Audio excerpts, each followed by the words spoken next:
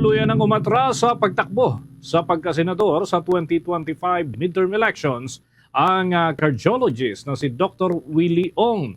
Ayon nga kay Doc Willie, ang pag-atras nito ay dahil na rin sa lagay ng kanyang kalusugan. Ginawa nito ang kanyang kumpirmasyon sa kanyang account. Una nang na-diagnose ang naturang health advocate nang mayroon siyang cancer noong Setyembre ng nakaraang taon. Anya sa kanyang doktor, nakita sa naturang personalidad ang 16 by 13 by 12 centimeters na sarcoma sa kanyang abdomen.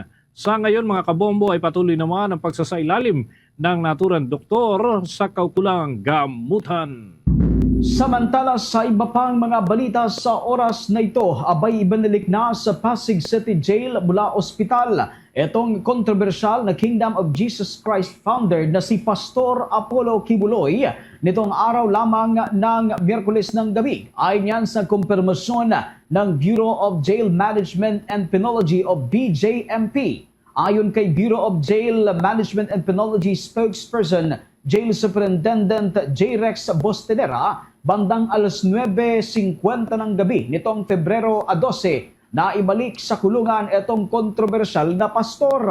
Kasunod ito ng utos ng Pasig City Regional Trial Court Branch 159 ay niyan kay Private Prosecutor Attorney Joey Domingo.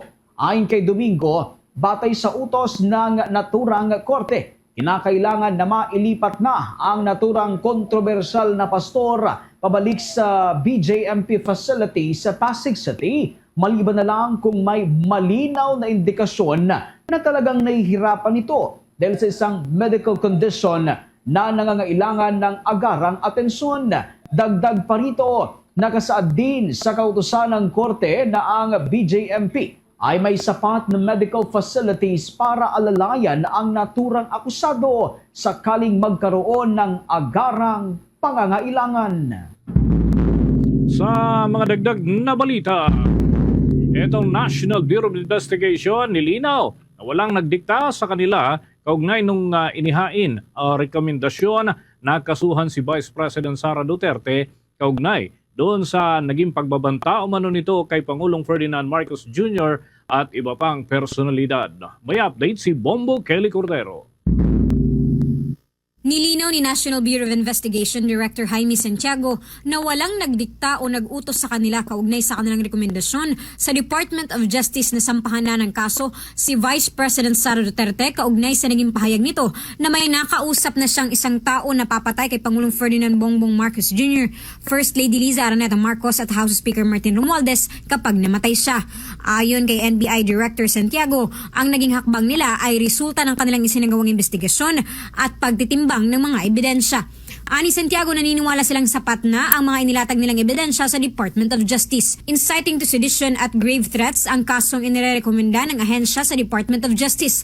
Sa ngayon, nasa DOJ na raw ang bola at ito na ang susuri kung magsasagawa pa sila ng preliminary investigation.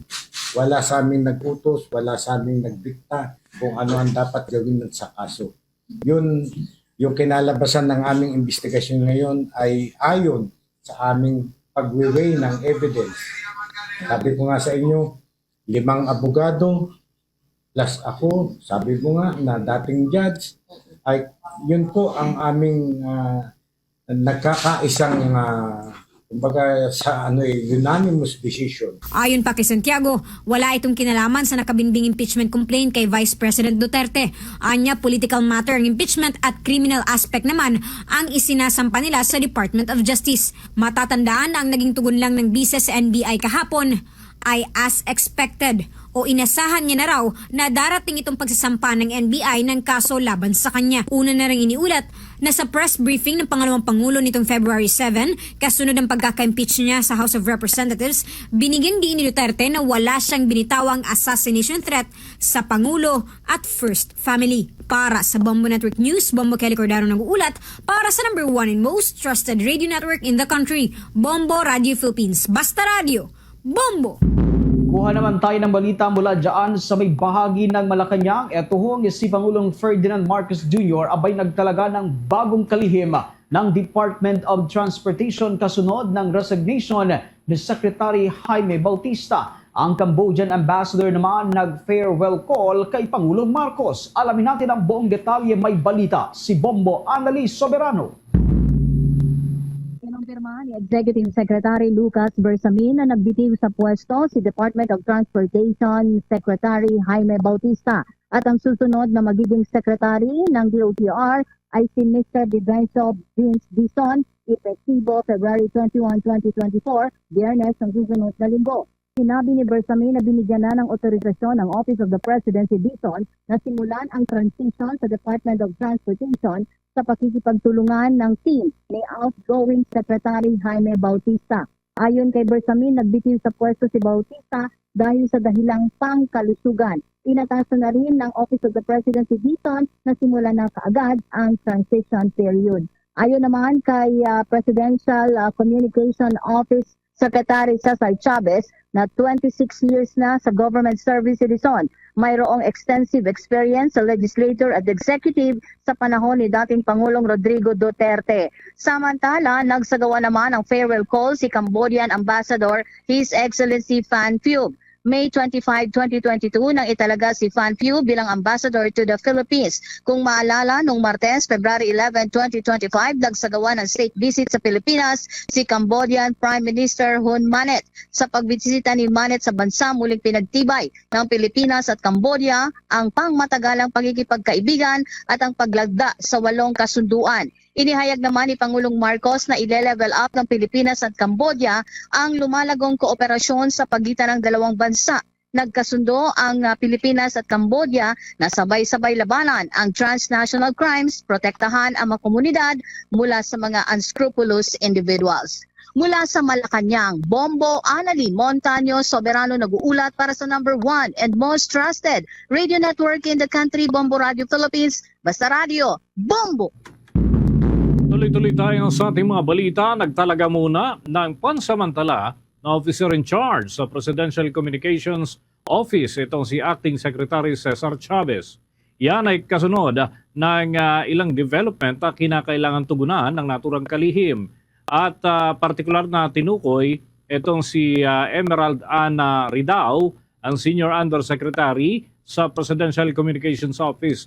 Yan ay magiging epektibo sa 17 ng Pebrero hanggang 21 o mula Lunes hanggang Biyernes ng susunod na linggo. Sa ilalim ito ng Special Order 25-044 na inisyu naman at permado ni Secretary Chavez. Dahil dito si Riday ay pansamantalang mangangasiwa ng pang-araw-araw na aktibidad at operasyon ng Presidential Communications Office sa susunod na linggo. Dahilan ng pansamantalang pagliban sa trabaho nitong si Secretary Chavez dyan sa Presidential Communications Office ay ang pagbiyahe nito sa ibang bansa, alinsunod na rin sa inaprubahang travel authority ng nakakataas dito sa kalihim, at yan ay para sa mga nabanggit na petsa na tinukoy kanina. Samantala, dako naman tayo dyan sa may bahagi ng Commission on Elections habang po nalalapit na itong araw ng halalan. Ito ho, 5 kandidato sa pagkasenador abay lumabag umano sa guidelines nitong pagkakabit ng mga campaign materials. Alamin natin ang buong detalye. May balita si Bombo Isa Cotoner. Bombo Dennis, Bombo Victor na itala ng Commission on Elections ang nasa 5 kandidato sa pagkasenador na laging lumalabag pagdating sa pagpapaskil ng mga campaign materials sa katatapos lamang na Operation Baklas. Ayon kay Commission on Elections Chairman George Erwin Garcia, ang 5 kandidato na mga ito ay consistent na nakikita sa iba't ibang rehiyon. Bagaman hindi pinangalanan ni Garcia ang 5 kandidato na mga ito, sinabi niya na ang mga kanilang nilabag ay ang mga maling sukat na mga poster at pagpapaskil sa mga hindi common poster areas. Dagdag pa ni Garcia, napapadahalan na nila ito ng mga notice para ipaalam na may 3 araw sila upang tanggalin ang mga illegal na campaign materials. Anya, hindi nila ito kailangang sagutin, basta itanggalin lamang ang mga illegally posted na campaign materials. At kung hindi naman sumunod ang kandidato rito, papadalhan ito ng show cause order para pagpaliwanagin. Kaugnay niyan, pakinggan natin ang pahayag ni COMELEC Chairman George Erwin Garcia. Kasi sa may listahan po kami sa bawat rehiyon ng mga violators. Naka-classify pa into kung sino number 1, number 2, number 3. Ayaw po natin munang i-reveal yan. Baka sabihin naman, ay nagiging impartial na ang komisyon at bakit doon lang nakatutok sa mismo mga pangalan ng kandidatong yan. Siguro naman po, sa bawat rehiyon, nakita ng ating mga kasama sa media kung sino yung mga kalimitan ay nangunguna-nguna na naglalagay ng mga campaign material sa mga hindi dapat pinaglalagyan na lugar. Again, on a daily basis, we will monitor. But on a daily basis, hindi po namin pwedeng gawin. Ang lagi po kami magtatanggal o magbabaklas. Kasi para nga po kami commission baklas na lang at wala nang commission o election. Bombo Dennis, Bombo Victor, matatandaan na sa pagsisimula ng campaign period ay umarangkada na rin ang Operation Baklas ng poll body para tanggalin ang mga illegally posted na mga campaign materials. Para kay Garcia, mapayapa at maayos pa ang pagsisimula ng campaign period para sa mga kandidato sa pagkasenador at mga party list. Naniniwala siya na mag-iiba ito pagpasok ng panahon ng pangangampanya para sa lokal na level na magsisimula sa Marso 28. Kaya naman patuloy pa rin ang kanilang pagmamonitor. Bombo Dennis, Bombo Victor. Okay, Bombo Isa, nais ko lang maitanong, anong karampatang aksyon ng Commission on Elections kapag hindi pa rin tumalima doon sa ibinibigay na 3 araw para baklasin yung naturang mga posters dyan sa iba't ibang tinukoy na lugar? Meron bang penalty para sa naturang mga kandidato, Bombo Isa? Actually, no, Bombo Dennis, katulad nga ng nasabi ni COMELEC Chairman George Erwin Garcia, matapos nila itong padala ng notice at kung hindi sila pansinin ng mga ito, ay magpapadala na ulit sila ng show cause order para pagpaliwanagin. Pero kung aabot naman ito, sa pwede silang makasuhan ng election offense at maaari rin itong humantong sa diskwalifikasyon. Kaya nga ang laging paalala ni COMELEC Chairman George Erwin Garcia na sumunod na lamang at huwag na tayong humantong dun sa disqualification pa. Sige, maraming salamat, Bombo Isa. Mula sa COMELEC Office Intramuros, Manila, Bombo Isa Cotoner para sa The Vote 2025 coverage ng Bombo Radio Philippines. The number 1 and most trusted radio network in the country, Basta Radio, Bombo! Nanawagan si Pangulong Ferdinand Bongbong Marcos Jr. ng kapanatagan at kalma na pagtugon sa anumang alitan. Ginawa nga ng Chief Executive ang naturang panawagan sa harap ng pagpupulong nitong local Chief Executives na idinaraos kasabay na rin ng ilan pang aktibidad at pag-uumpisa ng national campaign period para sa mga tumatakbo sa pagkasenador, party list organizations at iba pa. Ayon kay Pangulong Marcos, dapat na pigilan ang anumang hidwaan at maging halimbawa sa publiko ang mga local chief executives. Narito ang bahagi ng naging mensahe ni Pangulong Ferdinand Bongbong Marcos Jr. Sa init ng kampanya, sa init ng halalan, huwag natin kakalimutan na tayo ay nandito, tayo ay pumasok sa serbisyo ng publiko upang tulungan ang taong bayan. Kahit na mainit na nga ang laban, maiinit, maanghang na ang mga binibitawang salita. Sa punot dulo nito, ginagawa natin lahat ito para makatulong sa ating mga minamahal na kapwa Pilipino. Huwag natin sana makakalimutan yan. At pagkatapos ng halalan, ay alam ko kuminsan napakahirap na magpalamig ng ulo ulit. Ngunit kailangan natin gawin yun dahil kailangan natin lang lahat ng mga gustong tumulong na magkapit-pisig upang Bahagi yan ng mga pahayag ni Pangulong Ferdinand Bongbong Marcos Jr. sa kanyang pagharap sa mga local chief executives na nagdasagawa ng kanilang pagpupulong kasabay na rin ng pag-usad na nitong campaign period para naman sa national level. Bombo International News. Samantala dahil nga sa malakas na snow at freezing rain, nagkaroon ng daang-daang aksidente sa Virginia at nawalan ng kuryente ang libo-libong residente doon. Inaasahan naman sa California ang isang bagyo na magdudulot ng mga insidente ng pagbaha sa mga lugar na tinamaan naman ng wildfires kamakailan. Ang Iron Gate, Virginia ay nakaranas ng 14.5 na pulgadang snow, habang ang California naman ay naghahanda sa atmospheric river na magdudulot ng malalakas na ulan. Patuloy din ang power outage sa Virginia at maging sa bahagi ng North Carolina. Samantala, inaasahan din ang malakas na snow sa Midwest mula sa Kansas hanggang Great Lakes. Karagdagan pa sa mga balita. Nag-donate ang Pilipinas ng libo-libong globes at yung bonnet at pati na yung mga blanket para yan sa mga Palestinian refugee na nandun sa Gaza. Ito yung pang matulungan sila sa matinding lamig ng panahon. Winter season kasi doon mga kabombo ay nga sa report ng Department of Foreign Affairs. Pinuri naman ni Department of Foreign Affairs Assistant Director Jomar Sadi ang naturang hakbang ng National Disaster Risk Reduction and Management Council sa kanilang pagbigay ng kontribusyon sa humanitarian efforts ng ginagawa ng Pilipinas. At ang National Disaster Risk Reduction and Management Council ay nagbigay ng 34 na balikbayan boxes na naglalaman ng mga panangga sa matinding lamig.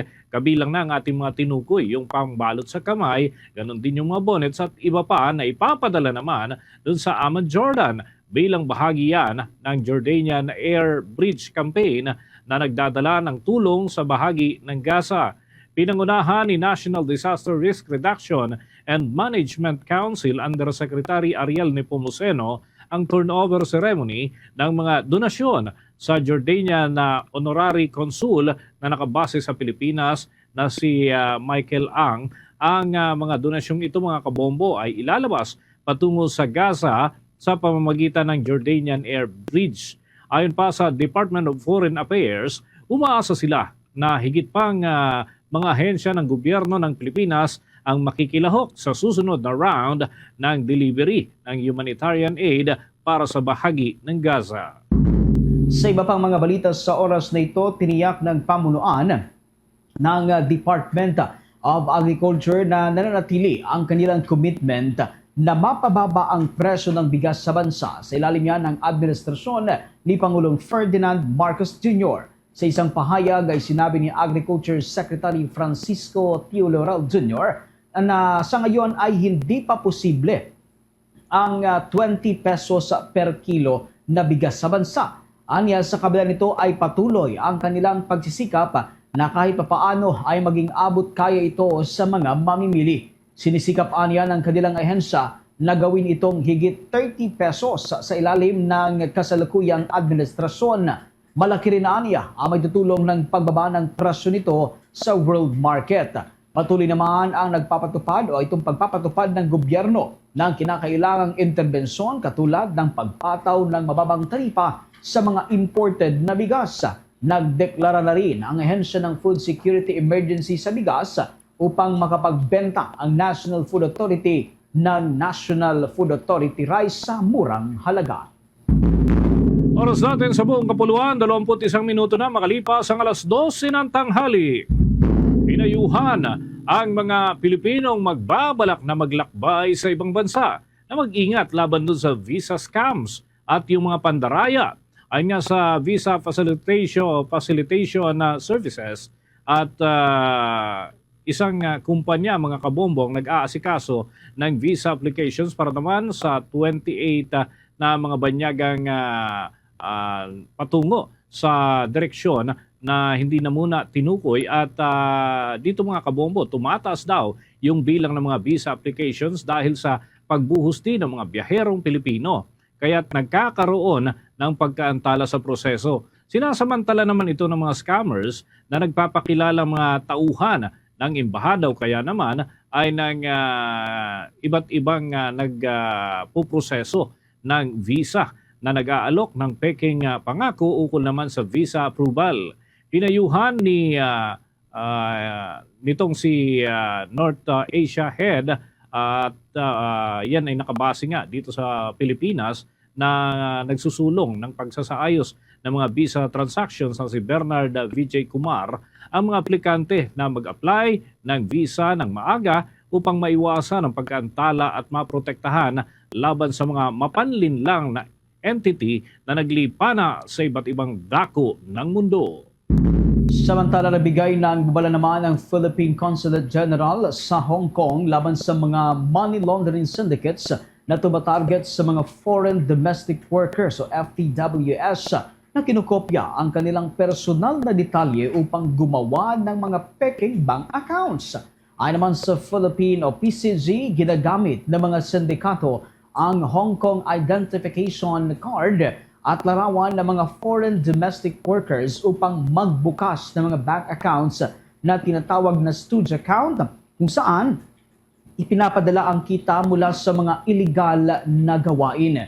Binigyang diin ng konsulado na huwag ibahagi ang mga personal na dokumentong ito tulad ng mga IDs, pasaporte at mga ATM cards sa mga hindi kilalang tao. Kung mawawala ang mga dokumento, agad na report sa Hong Kong Immigration Department, konsulada o sa mga bangko upang maiwasan ang posibleng paggamit ng mga ito sa money laundering. At yun nga mga kababayan, anong masasabi niyo sa balitang ito? Maaring ihayag ang inyong opinyon at kuro-kuro sa comment section sa ibaba. Huwag din kalimutang mag-like, mag-subscribe at mag-share sa bidyong ito. Maraming salamat sa panonood.